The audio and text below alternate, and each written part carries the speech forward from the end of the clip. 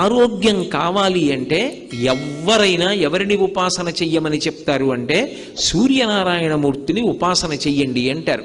ఇప్పటికీ పిల్లల దగ్గర నుంచి పెద్దల వరకు సూర్య నమస్కారాలు చేస్తారు. ఆ సూర్య నమస్కారాల్లో కేవలం 10 విధములైనటువంటి భంగిమలతో చేసే నమస్కారాలు ఉన్నాయి. అవి తేలికగా చెయ్యడానికి వీలుగా ఉంటాయి. ఆ సూర్య నమస్కారం చెయ్యడం కేవలము శరీరమునకు ఆరోగ్యం ఇవ్వడానికి ఒక్కదానికే కాదు, ఆ సమయంలో సూర్య బింబాన్ని ఉపాసన చేస్తారు మనసుతో. ఆ ఉపాసన చేసిన కారణం చేత దృష్టి నిలబెట్టడం కూడా అలవాటు అవుతుంది. దృష్టిని కేంద్రీకరించడం, ఒక విషయాన్ని పరిశీలిస్తున్నప్పుడు, ఒక విషయాన్ని చదువుతున్నప్పుడు, ఒక విషయాన్ని వ్రాస్తున్నప్పుడు దృష్టిని దాని మీదే కేంద్రీకరించగలిగినటువంటి శక్తి దేని వలన ఉత్పన్నమవుతుంది అంటే కేవలముగా ఆ సూర్య నమస్కారముల యందు